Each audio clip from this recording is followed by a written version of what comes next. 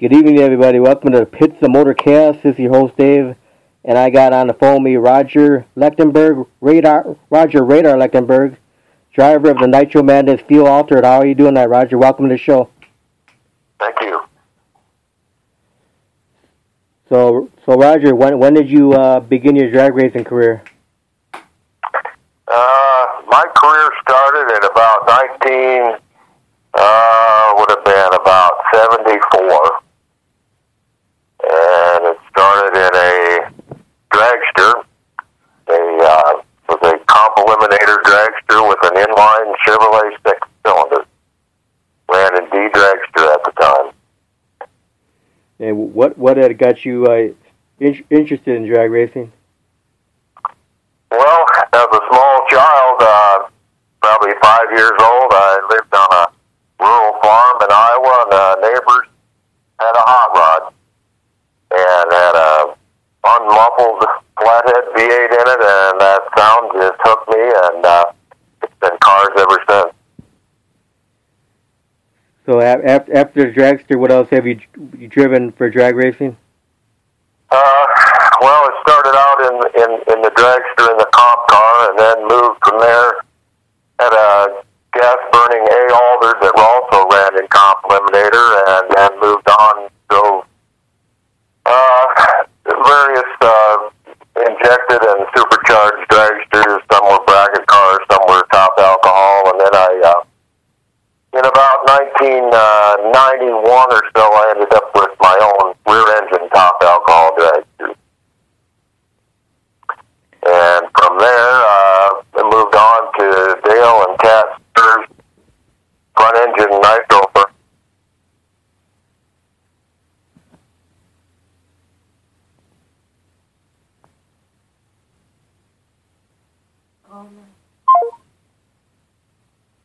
Tell everybody he's going to call him back. Hold on, everyone. I lost him.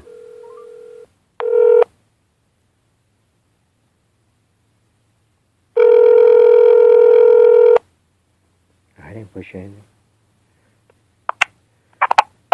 Yes? Yeah, I lost you, Roger. So the front end dragster you're talking about? It was a front-engine nostalgia top fuel dragster. We ran that for probably 12 years or so before I moved on to Scott and Peggy's car. Now, how did you meet Scott and Peggy? We had raced against one another over the past, few years, and always admired their racing operation, and the opportunity came up, and I auditioned for the ride, and thankfully got it, and the rest is history. So how many years have you been driving the Nitro Madness now? This would be coming up on the 5th year. Yeah, what's your fastest runtime been in that car? That car was quarter mile, fastest, quickest time was a 5.90. Quarter mile, 8 mile is 3.81, and the top speed quarter mile was then 241. Now, how many crew members does the Nitro Madness car have? Well, to start with, we have Scott and Peggy, the owners of the car, who also crew on it. We have George Garwood on clutch. We have Dan Robinson on the top end, and Robert Munoz also on top end, and utility, and pretty much any of them can do any job on the car.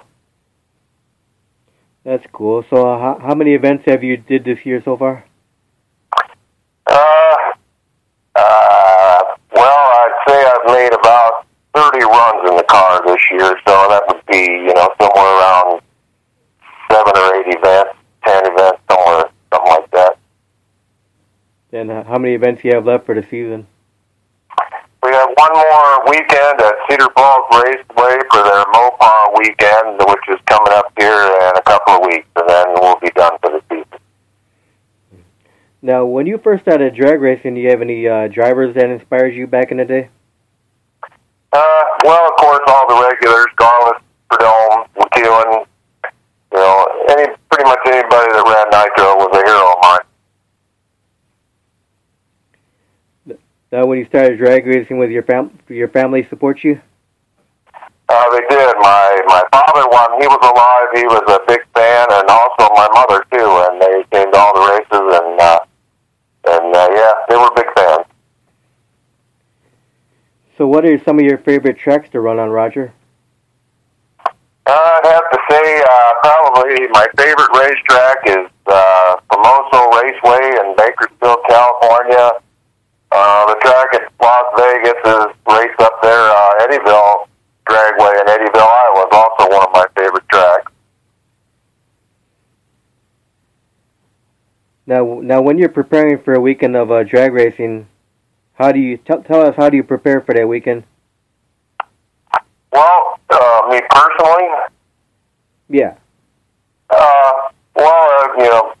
Like to ride with the crew in the truck, and we talk about drag racing and talk about our plans, how to set the car up. And for me, I've been doing it a long time, so there really isn't a whole lot of nerves involved. But I still like to go through all the procedures with everybody, and so we're all on the same page. And that's pretty much our preparation.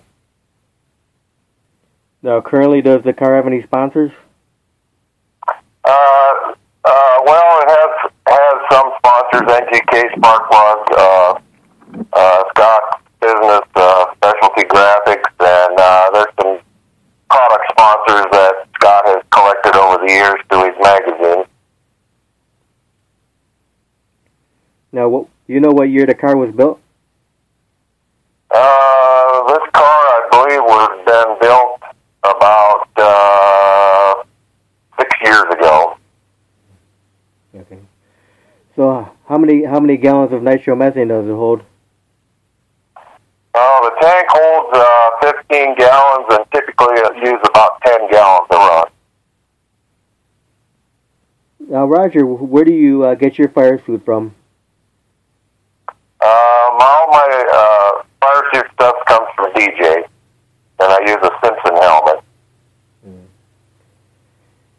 Now, since you've been drag racing your whole career, since the 70s, have you ever had any accidents or near accidents at all? I've had a couple fires. I've brushed a wall a few times. Raced sprint cars for a few years, and I had a few crashes in them, but fortunately, no serious injuries. So what's been one of your fondest memories of drag racing so far? Well, I'd have to say one of my fondest memories would be winning the March Meet AA Fuel Altered class at Bakersfield, California, 2 years ago. Would have been in 16.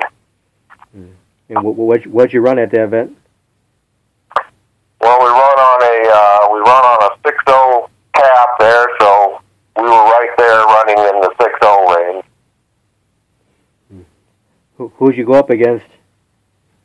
The final round, we ran Dan Hicks, who was another good runner, and just happened things went our way in the final. Now, besides drag racing, do you have any other hobbies outside of drag racing? Not a lot.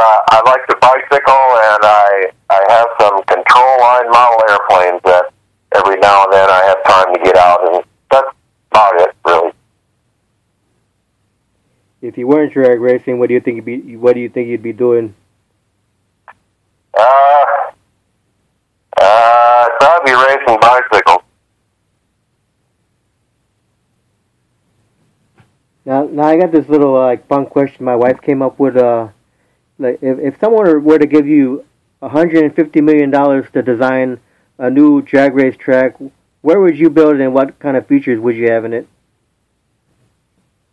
Well, it would probably use some of the technology that they use in Denver with the heating and cooling of the track surface.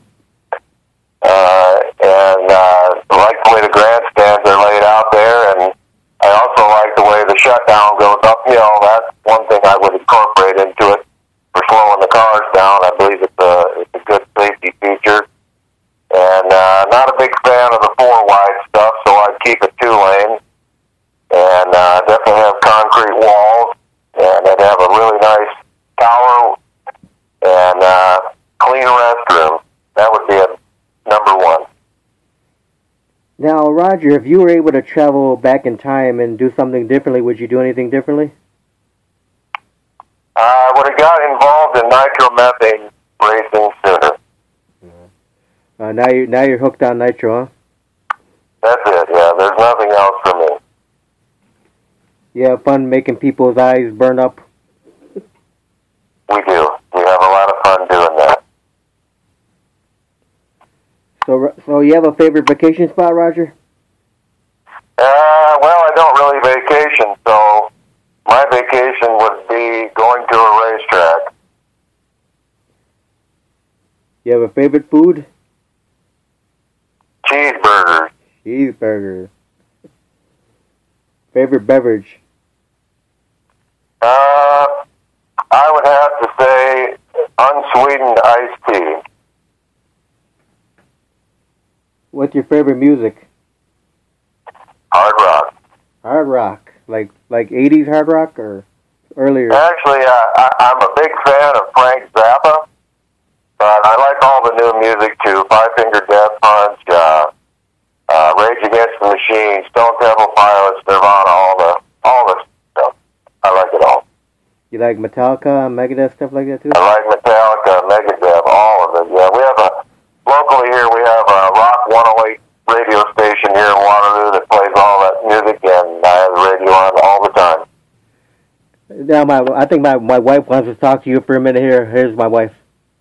Okay. Hi. Hello. Okay, Nirvana's not new metal music. Nirvana's back from the 90s, and the guy's Right, dead. that's right. That's right, music, right. He knows it's run. Yeah, I know. I was just saying. So, you like Slayer?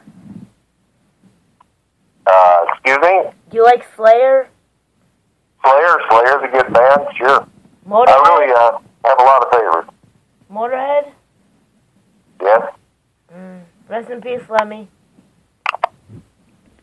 So I'm sure you like Soundgarden too then. Yes. Soundgarden, of course.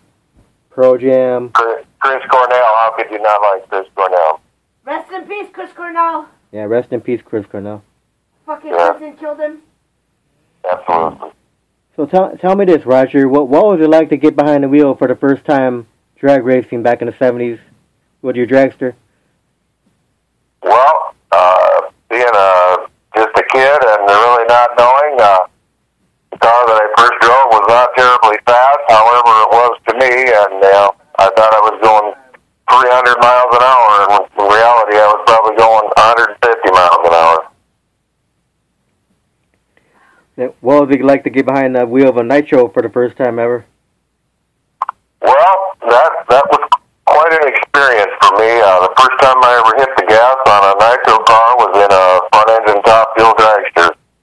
And I believe it was we were at Columbus, Ohio at a Good Guys event. And the only thing I had done previous to that was warm the car. And so, when you leave from an idle with these cars, you stand on the gas, it's kind of like stepping on a hand grenade.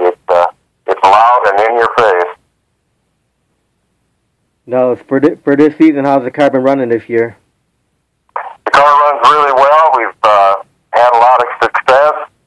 Had a good match race season and very little parts damage. So I'd have to say it was a success. That's good. So after this season, what do you guys do? Just work on the car? Yeah, we'll strip the car down to bare chassis and we'll go completely through all parts of it. It'll be down, to bare chassis. The rear end will be disassembled and inspected. The engine, transmission, and basically every component on the car will be gone through and checked over. Do you guys already have anything booked for next season? Actually, no. I'd have to say at this point, we haven't even begun to look at that yet. Now, do you guys ever take the car to any car shows or anything like that and start it up? We do occasionally. We'll take it to different events, and usually we'll end up starting the car for the people, and it's always fun to let people smell the nitro, and we'll give her a couple of throttle whacks, and that always lifts people off the ground. around. So it never fails to draw a crowd. That's good. Yeah, I'm sure they love to hear the cackle of the nitro. Nothing like nitromethane. So when does when is Scott and Peggy? When do they usually start scheduling for the next season? Sometime around the PRI show, around mid-December. That's usually when we meet up with the various track owners and get our match race dates scheduled and try to get organized there at that time of year. That's when everybody kind of gets together and starts thinking about the upcoming year. Have you ever got any rewards? Awards. Well, we've best appearing car and that sort of thing, and we've won a lot of races. So to me, that's an award. So throughout your whole career, would you say your career has been pretty rewarding for you? It has. It's been extremely rewarding. I wouldn't trade it for anything. That's good. So this last event, are you guys looking to push this car any faster? Yeah, there's always room to make them go faster. We've kind of reached the point with the car where we can make good runs and not damage engine parts, so we kind of keep it in that range. Oh, let me ask you this: how'd you guys do at the Labor Day weekend at Great Lakes Dragway? We were rained out on the first night, and we came back for the second night and had a split decision. I won the first round, and Drastic Plastic won the second round. So what'd you run against Tim Cullen in the first round? First round we ran a 6:05, I believe it was, at 2:41, which happened to be our fastest speed we've ever run. And he ran, I think at 6:30 or something, and then came back for the second pair and ended up knocked the tires loose about 100 feet out and had to pedal the car once, and he ran 6:55, and he came around at the end, and I believe he was running 6:30, something like that, and nipped us at the finish line. So it was a good race. Yeah, Mochi's car is always a lot of fun to watch with the big header flames. It is. It's a fun car to watch. You think you guys will ever get your header flames that high? Not with a 21-gallon fuel pump, no. Tom's car, has a lot bigger fuel pump on it than that, and the volume is a lot greater, so that's where the big header flames come from. Any plans to ever upgrade the car? Probably not. It's probably in its current configuration where it'll stay. Scott has another car on the chassis jig. He built these cars himself, and probably sometime next year we'll get that car out and do some shakedown runs with it. That's good. So where do you guys get your nitro from? From Schumacher? Yeah, all our nitro comes from Schumacher Racing.